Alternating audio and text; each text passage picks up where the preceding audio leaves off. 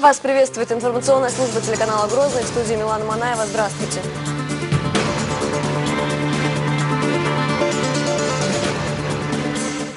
Волна 105,4 унесла радио «Грозный» и Миннац микрорайон. Радиодон, чувадон, чиметтигриширяйстон. Любовью сказку. Сегодня в Грозном открыли Дом радио. Как и 10 лет назад, 23 марта сплотила весь народ.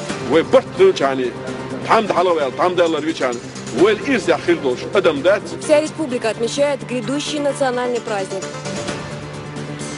Дан старт грандиозному проекту. Все, деньги пошли. Внешэкономбанк профинансирует строительство масштабного стройкомбината. Он принял ислам, но поплыл по радикальному течению.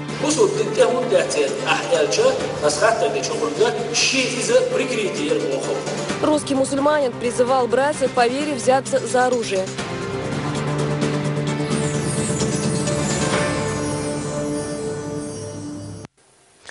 Сегодня в Грозном открыт Республиканский дом радио. В новом пятиэтажном здании разместится Министерство по национальной политике, печати и информации и радио Грозный. Строительство дома было начато в 2008 году. Открытие приурочено к юбилею Чеченской Конституции. На торжественное мероприятие приехали гости со всей республики во главе с Рамзаном Кадыровым. Тему продолжит Ясмина Гацаева.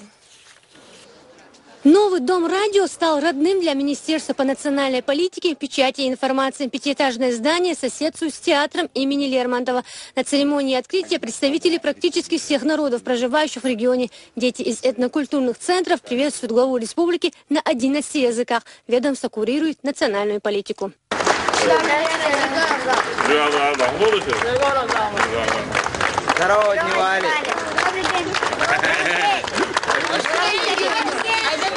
Рамзан Кадыров вспоминает, 10 лет назад о таких мероприятиях даже не мечтали. Журналистский цех состоял из нескольких человек, ютились в тесных помещениях. И сама профессия была в числе опасных.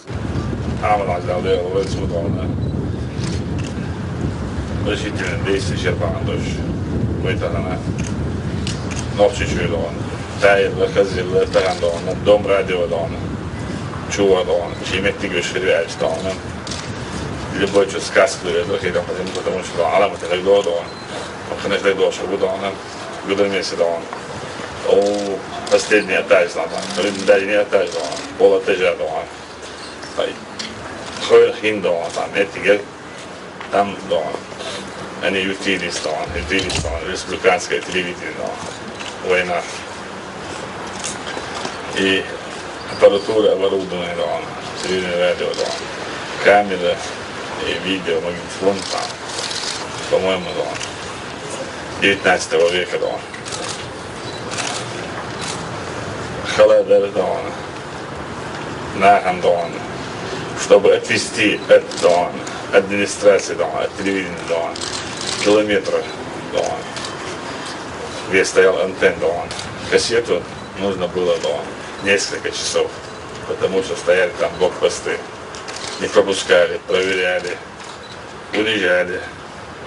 А ночью всегда пугали, что зайдут боевики. Но, правда, мы не боялись, там были трудные времена. Это все в прошлом. Сегодня солнечный день. Все народы вместе. Консолидация общества состоялась. Мы все живем дружно и будем жить дружно, будем строить, развивать экономику мирной Чеченской республики. Чеченцы заслужили уважение среди граждан России и среди мирового сообщества. Мы не террористы, мы не бандиты. Почему я так говорю? Потому что вы доказали это всем своей деятельностью. Телевидение, радио, газета, журнал. Про нас что писали, про нас что говорили. Что мы бандиты, где-то там взрывали, где-то убивали, где-то обстреляли, жареные, вареные, преподносили.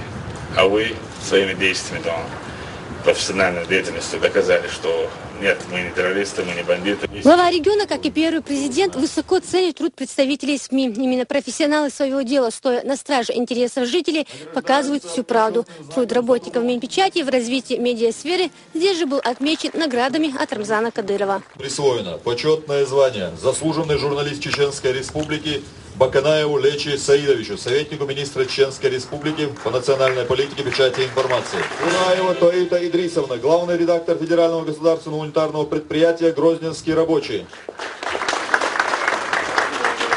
Церемонии традициям не изменили алая лента, почетное право, разрезать которую Рамзан Кадыров предоставил гостям из Казахстана, братьям Жумашевым. Небольшая прогулка по зданию, фотографии на память с работниками ведомства, которые продолжили праздновать новоселье. Впрочем, переедут в свой дом и сами родицы. 5-й этаж отведен для волны 105,4 FM. У нас есть возможность расширяться, что очень важно. Мы можем расширять свой штат, мы можем двигаться вперед уже, вот благодаря тому, что открывается новое здание. С переездом в новое здание появятся и новые возможности. Современная техника упростит работу радиоведущих, а также улучшит качество вещания. Уже на днях начнется монтаж оборудования. Ясмин Агацаева, Магомед Аздаев, Мурат Астамиров, Заур Магомадов при поддержке пресс-службы главы республики. Новости. Строительство жилых домов в регионе значительно увеличится. Этому будет способствовать инновационный строительный технопарк ИСТ «Казбек». Основной целью проекта является создание в Чеченской Республике комплекса производства строительных материалов для возведения жилых и общественных зданий по инновационным технологиям. Закладка капсулы под его строительство состоялась сегодня в Шалинском районе. Все подробности у Магомеда Изидова. Уже через 2,5 года этот инновационный строительный технопарк «Казбек» будет производить целый ряд материалов: газобетонные блоки и плиты, строительную известь, сухие строительные смеси, виброцементные плиты. Глава республики в разговоре с работниками цемзавода благодарит их за нелегкий труд и отмечает, что запуск нового мощного комплекса имеет для региона социально-экономическое значение.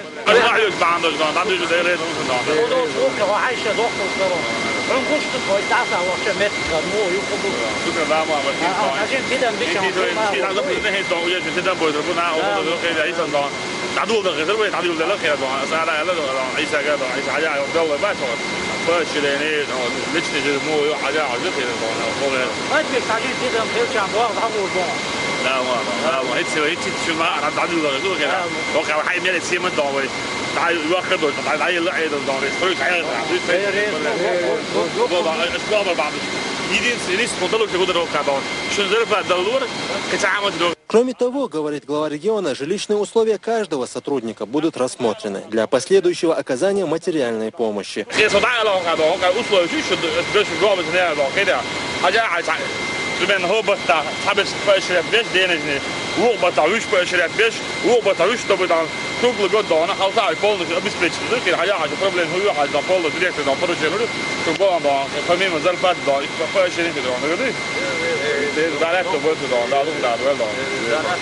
Здесь же для рабочих Рамзан Кадыров сообщил еще одну хорошую новость. Теперь из Чири-Юрта в Грозный будет открыт новый рейс.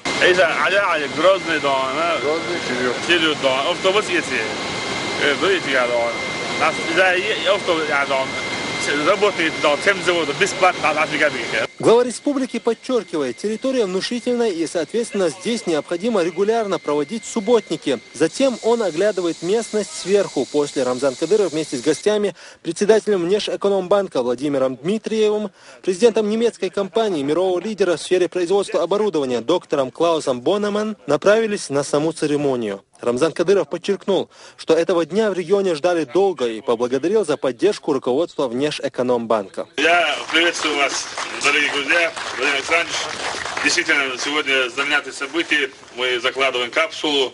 Это первые шаги экономического производственного направления. Мы очень рады, что сегодня у нас состоялась такая встреча на объекте закладывания капсулы. Это, я еще раз повторюсь, этого дня мы очень долго ждали. Мы, как сказал наш Эльмадди, уважаемый, мы сначала рисовали, думали, получится у нас реально воплотить это в жизнь. Но на самом деле помощью Всевышнего и усиленной работы фирмы «Казбек» И, конечно, без Внешэкономбанка у нас ничего не получилось бы. Они поддержали, несмотря на то, что мы послевоенная республика, несмотря на то, что у нас не развита промышленность, они сказали слово «да» быть Чеченской республике. Они навели конституционный порядок. Это порядок не только Чеченской республики, это порядок они навели, так скажем, общем государства России. Поэтому, как патриоты России, они протянули нам руку помощи. Мы очень благодарны вам. Я хочу выразить слова благодарности от всего чеченского народа, от руководства республики, от всех, дальше сказать, можно сказать, жителей Северо-Кавказского федерального округа, потому что это не только будет обеспечивать нас, этот технопарк, это будет помощь, пользу для всех людей, которые строят жилье, которые строят объекты промышленного и строительного направления. Я уверен, что через 2,5 года, вы сказали, вот через 2,5 года они запустили предприятие, мы вместе с вами здесь откроем. Дай Аллах нам выполнить все наши задумки вот в указанном сроке и в качественном направлении. Владимир Дмитриев также подчеркнул важность этого объекта, вспомнил тяжелое время, когда такие крупные предприятия казались чем-то очень далеким. Уважаемый Рамзан Ахматович, уважаемые чеченские друзья, уважаемые немецкие коллеги, мне очень радостно, что сегодня мы ведем речь об очередном проекте создания строительного технопарка, который в череде тех проектов, которые реализуются в Чеченской Республике, станет новым интересным проектом, где будут работать современные, технологически подготовленные работники, сотрудники. Проект, который, если не заложит, то, по крайней мере, укрепит основу национальной строительной индустрии. Я помню осень 2005 года, когда я впервые появился в Чеченской Республике, когда мы из Осетии перебирались сюда на вертолетах, когда, преодолевая полосы препятствий, минные поля и воронки, добирались до Грозного, когда проезжали мимо площади Минутки, разрушенной полностью, и когда мы с Рамзаном Ахматовичем общались по телефону, он где-то в горах наводил порядок, я слышал стрельбу, но тем не менее он меня поприветствовал, сказал: брат, я здесь с тобой, извини, не могу, работа у меня сейчас такая. И то, что происходит сейчас в республике, то, как выглядит Грозный, то, как выглядит Сити в Грозном, как выглядит центральная мечеть Грозного, все это говорит о том, что мирная жизнь здесь восстановлена. И самое главное, что создавая такие прекрасные объекты, создавая новые рабочие места, формируя профессиональную рабочую среду, мы, разумеется, укрепляем мирные основы жизни и даем возможность людям трудиться, а не браться за оружие. Поэтому и в этом смысле наш проект чрезвычайно важный. И еще мне хочется сказать, что мы не случайно и давно идем рука об руку, нога в ногу с руководством Чеченской Республики. Мы, я имею в виду Внешэкономбанк, который своей миссией призван создавать новые рабочие места, новые технологически развитые производства, сравнивать уровни экономического развития не за счет того, чтобы все жили середняками, а за счет того, чтобы все поднимали свой уровень, и наша страна, Великая Россия, процветала. И в этой связи мы уверены, что, опираясь на поддержку руководства республики, на личную вовлеченность Рамзана Ахматовича в то, что мы делаем в Чеченской Республике, будь то промышленный инновационный кластер, который укрепляет национальную промышленность стройматериалов, будь то сельскохозяйственные проекты, энергетические проекты, инфраструктурные проекты, все это, разумеется, все это вклад в экономическое развитие Чеченской Республики. И можете не сомневаться, на нашу поддержку вы всегда можете опереться. Спасибо и с праздником! Доктор Клаус Бонеман отметил, что успешная реализация проекта позволит выйти на рынки республики с качественными строительными материалами и ценами, доступными для большинства жителей. Использование собственного сырья, низкая транспортная составляющая позволяют снизить себестоимость производства, в результате чего цена продукции проекта от 10% до 15% ниже цен рынка. Сегодня прекрасный день для России. Прекрасный день для Чечни.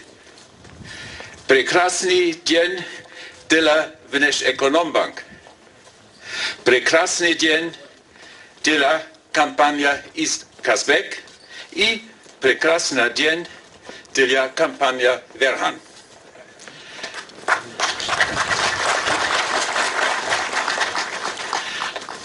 Здесь будет построен суверенный технопарк. Он будет производить различные військово-качественные строительные материалы для Чечни и Северного Кавказа. Технопарк раскинулся на площади 20 гектаров. Он позволит создать около 400 новых рабочих мест с заработной платой, превышающей среднюю по республике как минимум в 1,5 раза. Здесь же совершили обряд дуа. Благодарность от жителей района главе республики передал заместитель главы администрации района по вопросам религии.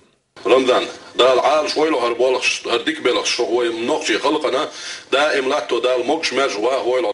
И вот самая важная часть церемонии. Под инновационный технопарк заложили несколько необычную капсулу. Здесь послание потомкам от главы Чеченской Республики как в бумажном варианте, так и электронном. Вы работали здесь? О, уже чувствуется.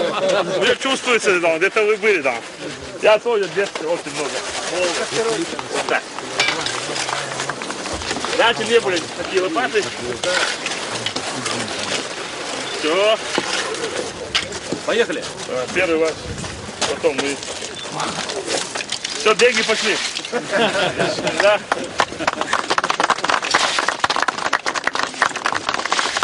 Технопарк включен в перечень приоритетных проектов стратегии развития Северо-Кавказского федерального округа до 2025 года. Соглашение между госкорпорацией Банк развития и внешэкономической деятельности и ЗАО «Инновационный строительный технопарк Казбек» о предоставлении 4,5 миллиарда рублей, которые должны быть освоены в течение 10 лет. Объект объединит 4 взаимосвязанных производства, что значительно будет пополнять бюджет республики. Магомед Изидов, Рузанна Веселаева, Заур Магомадов. При поддержке пресс-службы главы и правительства Чеченской Республики. Новости.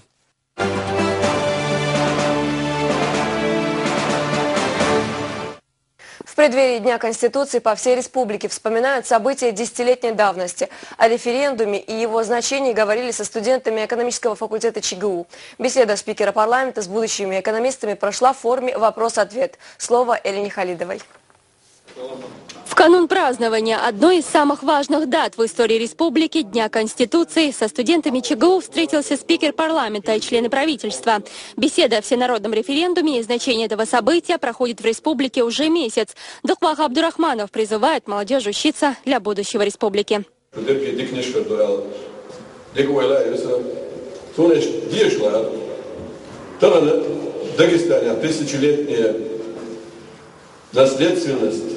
Науки или духовности Бог воинцев леля, садам за ахтиешелде, Россию перавен шериф ахтиешелде, и потенциал войнавших юршкала, духовность и наука войчу юршкала.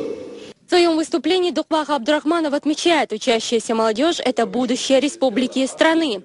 Знания, которых набираются студенты, должны иметь прочную основу и подкреплены практикой. Только умная и образованная молодежь сможет стать достойной опорой для народа.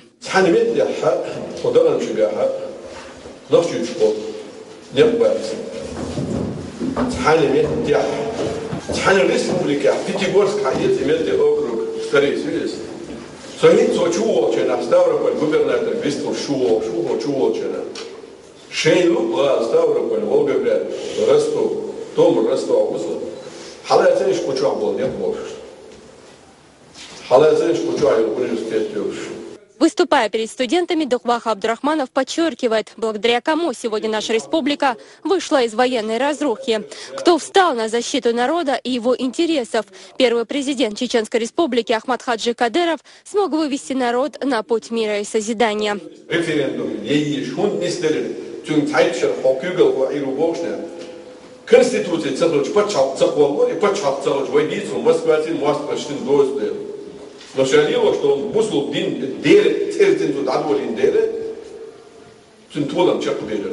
Здесь учащиеся вуза могли задавать свои вопросы. В частности, студенты выразили пожелание переименовать учебное заведение в честь Ахмад Хаджи Кадырова.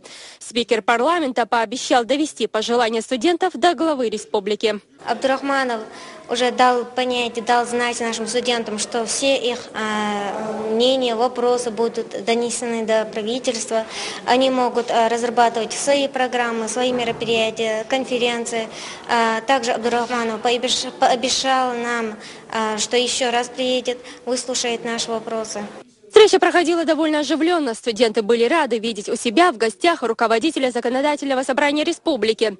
Визит Духвахи Абдурахманова оставил много положительных впечатлений учащейся молодежи. Спикер парламента пообещал вернуться вновь. Элина Халидова, Халид Мавсаев и Ибрагим Налаев. Новости. Желание побывать в Мекке привело Зиту и Гиту Резахановых в Чеченскую республику. На прошлой неделе в программе «Пусть говорят» девочки, сиамские близнецы, пережившие операцию по разделению, рассказали о своей мечте совершить хадж. Так как по состоянию здоровья они не могут, Зита и Гита озвучили желание посетить сердце Чечни. И вот сегодня они прибыли в Грозный.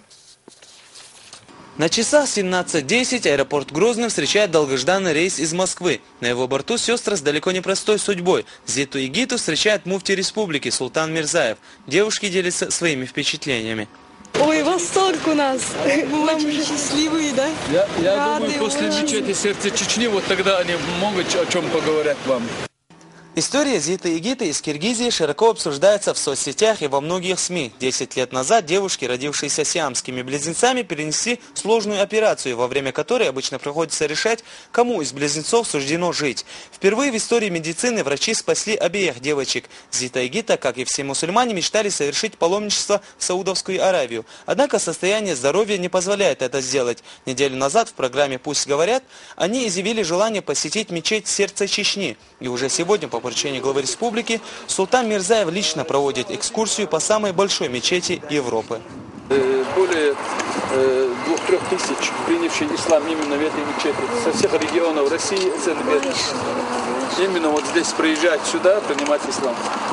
Желание девушек было услышано в Чечне, о поездке в Грозный с матерью Зита и Гита договаривались уже через час. Все расходы взял на себя региональный общественный фонд имени Ахмад Хаджи Кадырова. Когда нас Рамзан Ахмадович пригласил, у меня пропало чувство обреченности какое-то, одиночество, то есть, что вот я теперь одна вот там бегаю, мучаюсь. Нет, мне много людей помогает там. Когда нужно, я нахожу людей, которые оплачивают моим детям ноги, то есть все, ну, понимаете, как вам сказать, я спину, что ли, почувствовала, что вот, что-то вот, да, опору вот. Здесь очень хорошо, даже слов нет. Ну, чтобы это описать, если мы не думали, что мы сюда, ну, даже наступим, да, можно так сказать, и увидим вот эту красоту. Такое ощущение, как будто это всего лишь сон снится. Не можем в это поверить. Что мы здесь, что нам такая, ну, выпала, да, вот честь, чтобы мы сюда вот вступили, очень увидели. Спасибо ему, очень большое спасибо. Зита и Гита не могут сдержать свои эмоции. Кроме посещения мечети, в Грозном девушки смогут прикоснуться к священным реликвиям пророка Мухаммада, да благословит его Аллах и приветствует. А если разрешат врачи, в фонде Кадырова готовы оплатить и хадж в Мекку. Я думаю, все ваши пожелания будут исполнены, иншаллах. В том числе и хадж, который вы хотите совершить, это для нашего главы не проблема. Потому что ежегодно наш глава отправляет тысячами из других регионов в хадж паломников, наших братьев, сестер. Так что все ваши пожелания будут исполнены, иншаллах. Каждый старается запечатлеть счастливые моменты семьи Резахановых. Мечта увидеть сердце Чечни сбылась по воле Всевышнего. Алхазур Керимов, Магомед Аздаев, Джамиль Ахматов. Новости. О роли референдума в истории Чечни говорили и в Конституционном суде республики. Здесь состоялся круглый стол, посвященный этой теме. Собравшиеся вспоминали, каким тяжелым был для региона путь к миру и созиданию. Ахмад Хаджи Кадыров, как лидер своего народа, нес знамя свободы и процветания. По мнению участников встречи, именно он впервые сказал, что чеченский народ достоин большего.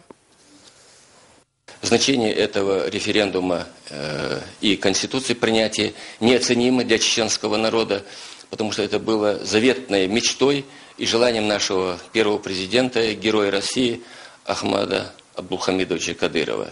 И, насколько я понял, это было сделано очень вовремя и уместно.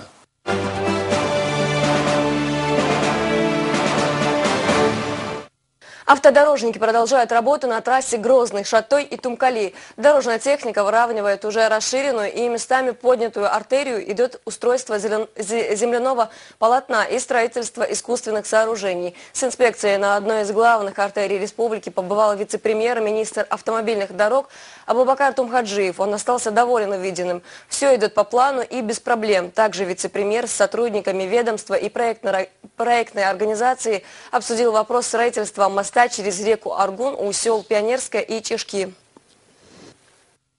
Тана республика в целом хаяч дукку таиш дукку не ашбяшбу так дукку таиш духа дукку не ашбяхабу имосу не бяхаги имосу тай тун имосу махушду так имосу мадон внимание ду ну цанди надо лурдушда цума так о инце далмулах тхаш дек дагойтурду мосуре оня мосую тхаш далеринде он дек дагойтурду. Красота и величие мусульманской религии привело его в ислам, но в поисках знаний герой нашего сюжета Николай попал под влияние радикалов. Вместо изучения Корана русский мусульманин стал призывать сверстников к войне. Экстремистскую деятельность вовремя пресекли. Все подробности у Зендиса Исламбекова. Подружившись с чеченской молодежью, увидев красоту обычаев их народа и крепкую веру, Николай решил изменить свою жизнь и стать на путь истины. 4 года назад он принял ислам, но в поисках знаний молодой человек из Ростова попал под влияние радикалов. Вместо изучения Корана русский мусульманин стал призывать сверстников к войне. Этим планом не суждено было сбыться. Экстремистскую деятельность пресекли правоохранительные органы Чеченской Республики. خوش وقت بيشبوع الله عيد لك قيل خام بنا خوش وشفت عيد لك خوش حليتي تشا قلت ده الله كدو هر بوسو بات خلا هر نح عيق وآري الله نح عيق وآري الله بيخم كل شيء عيد البلخ حوبوش بوسو دين بحندوش بوسو تنتهون دعتيات أحيالشا أسخطة دي شوكرنجا شيء إذا прикрытие بوخبوا. Так и не поняв сути истинной религии, Николай начал тащить за собой в омут и своих сверстников. Но ребята, к счастью, оказались намного разумнее своего знакомого и не поддались провокациям. 18-летний Шахбулат Эльпиев рассказывает, как Николай призывал их взять в руки оружие и защищать братьев-мусульман. Цигавой бойш бусул нахбу бусул берш до цигадой шценаной бу цигабойш иш қимашина баштхотта бу цигцага. Эти истории стали наглядным примером для собравшихся, как из-за одной ошибки можно погубить жизнь свою и чужую. На встречу с аргунской молодежью приехали руководители ведомств и религиозные деятели. Здесь же был организован просмотр фильма, подготовленный телерадиокомпанией «Путь». Многочисленную молодежь призывали не забывать о ценностях предков, изучать Коран и хадисы пророка, да благословит его Аллах и приветствует, и не забывать об уважении к старшим, прислушиваться к родителям. Шейх Абдулла бин Байя Кудунача Семирный совет ученых. Dünya çok kalgi elimle hoş yapıyor. Kıyıçıyor. Otbet stadini Peru zamuris. Nokçi çakıllavus. Sobah aswa nokçi şurhal dabitin çok eha. Nokçi çok hümçur şaş hazat daboş cihat daboş bilmeli yaşboş ki görbaş ahla şey. Şeş halak sedeş. Kina halak sebeş. Ajdeşlik ta cihat. Staderzi.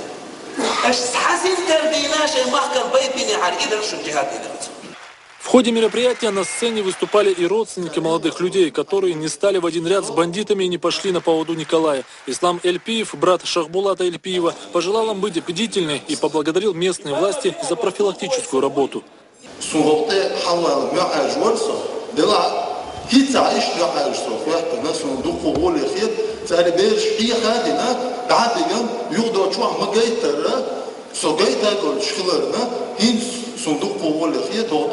Мэр города Аргун отметил, что необходимо следить за порядком в мечетях, так как именно в них зачастую экстремисты идут на провокации. Уполномоченный по правам человека напомнил о пользе просвещения.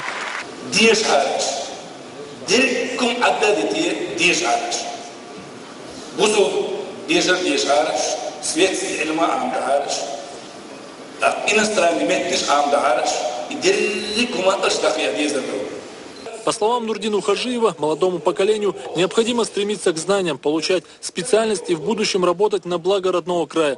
Ведь для этого создаются все условия, рабочие места и в целом развивается вся республика. Зенис Асламбеков, Ильяс Якубов, Дауд Куруев. Новости. Полиция готовится к торжествам в честь десятилетия Конституции. Их задача – обеспечить правопорядок в дни праздника. Усилена и профилактика ДТП. По горячим следам раскрываются преступления по угону автомашин. Подробнее о подготовке к празднику и последних результатах рейдов полиции в репортаже Адлана Дудаева. Безопасность жителей и гостей региона на предстоящем праздновании десятилетия всенародного референдума должна быть на высшем уровне. Это подчеркивает на совещании с руководящим составом министр внутренних дел Руслан Алханов. На этой неделе пройдут массовые мероприятия, и бдительность сотрудников должна быть вдвое выше. Тема безопасности на дорогах не менее актуальна. По словам министра МВД, инспекторы, которые халатно относятся к своей работе, будут наказываться не меньше, чем нарушители правил дорожного движения. Всех начальников территориальных органов внутренних дел, чтобы они лично проверяли личный состав. Естественно, я сам лично и мои заместители будут выезжать на места, проверять, как несут службу сотрудники и как их проверяют их начальники и заместители. Поэтому надо усилить работу по всем направлениям. Тем временем на дорогах республики продолжаются рейды. В Шалинском районе инспекторами ГАИ задержано свыше 100 нарушителей, в основном за превышение скорости. В городском отделе МВД полицейские и богословы провели с ними профилактическую беседу. После религиозного обряда Тоба задержанные пообещали не повторять ошибок. В ближайшие дни они будут задействованы в субботнике вдоль автодороги Шали-Автуры. زكوان يحتعزر دي دوشتو تندر دي خردوسا مساقا ونوخش جمال والجاقا شاشني عويش لنا إبرال سبلو داتي عار هندالشي ويقان عرية تتقويشي ماشي عويش داب باديتو يحشي. Наиболее серьезное преступление раскрыто по горячим следам в Очко-Мартановском районе. Эти трое задержанных, избив водителя такси, ночью на окраине села Хамбеирзи угнали его автомобиль марки Ford Focus.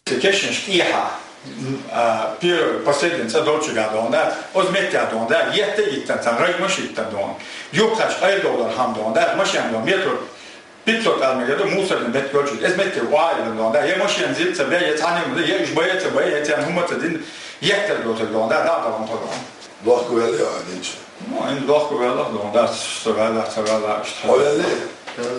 Hayata o ya tapçileri. Хуя вела. В ходе проведения оперативно-розыскного мероприятия по горячим следам были установлены и доставлены в отдел МВД по Очко-Мартановскому району жители села Хамбирзи. По факту ведется следствие. Отдел МВД по Очко-Мартановскому району решает вопрос о возбуждении в отношении задержанных уголовного дела по статье 162 «Разбойное нападение» с целью хищения чужого имущества, которое грозит лишением свободы до 8 лет. Адлан Дудаев при поддержке пресс-службы МВД Республики. Новости. Ремонт многоэтажек должен быть завершен в срок. Ислам Кадыров встретился с руководителями структурных подразделений мэрии. Главной темой обсуждения стал вопрос благоустройства города. Градоначальник напоминает, таково поручение главы республики. Особое внимание, по словам Ислама Кадырова, необходимо уделить участкам вблизи коммерческих объектов. Прилегающие к ним территории должны содержаться в чистоте. Вот представьте себе, в час около 7,5 мегаватт электроэнергии можно будет продавать. То есть практически 100% электроэнергию можно продавать. прибыль его задают на самом деле убытковый и 100% сборщичи. Месяц? 10-15 миллионов ехал уже и водоканал. За сверх чисто из электроэнергии ехал вообще 100% сборщичи. Вот аншара оправдать дуэл. Вы больше сейчас 150 миллионов. Я хватит шара. Хватит вариант. Думаю, ездить на мух вот на.